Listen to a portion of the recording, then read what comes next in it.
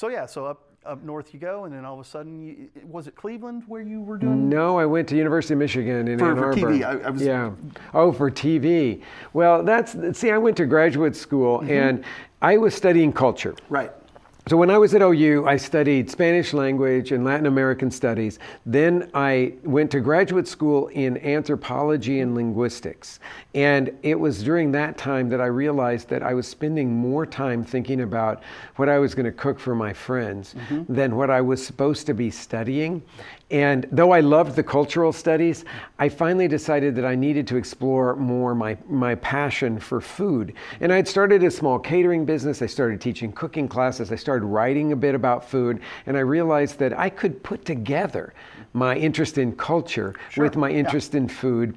And then I decided, with my background in Mexico, having lived there as an undergraduate, that, I was really passionate about it. I wanted to do that for my focus.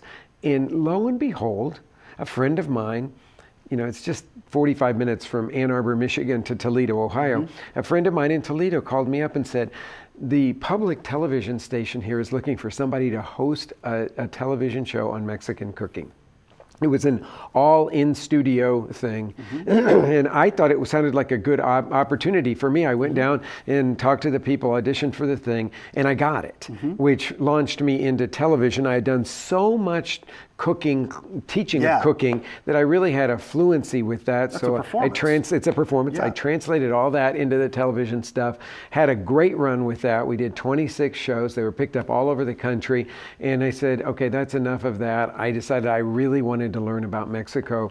My wife and I moved to Mexico, and we were there basically for 5 years studying all the regional cuisines. And out of that time in Mexico came our first book, which is Authentic Mexican, now 25 years old. We moved to Chicago, where my wife is from, and decided that we wanted to see what it was like to live there. And I fell in love with the city and decided that it was a big city, that's the kind of atmosphere I wanted to be in.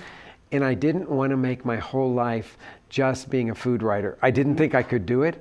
And I sort of went back to what I knew really well, which was restaurant stuff, and decided to open a restaurant that would feature the kind of dishes that were in my first cookbook. I mean, I had spent all this time learning to make them and to make them in an authentic way. Why not actually make them for the general public?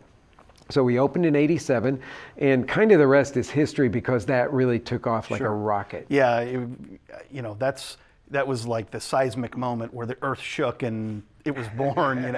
It's kind of an incredible story. I mean, it really is, all right here from Oklahoma City, which I know you still visit quite a bit. Oh yeah, I come and visit my mother and my sister and her family. Yeah, your mother, who is a dynamo.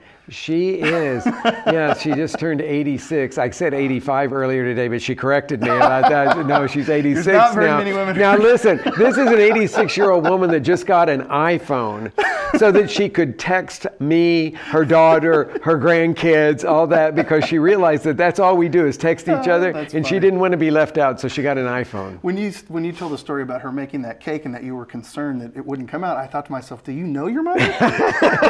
Well, what you don't know about my mother is she was never a cook. Right, but her mother was a really good cook, and then my mother relied on our restaurant to feed her family when we were growing up. So I never thought of her as much of a cook. She had like 3 or 4 dishes she could make, and that was kind of it. Yeah. And then when we wanted real food, we would either eat at my grandmother's or at our restaurant.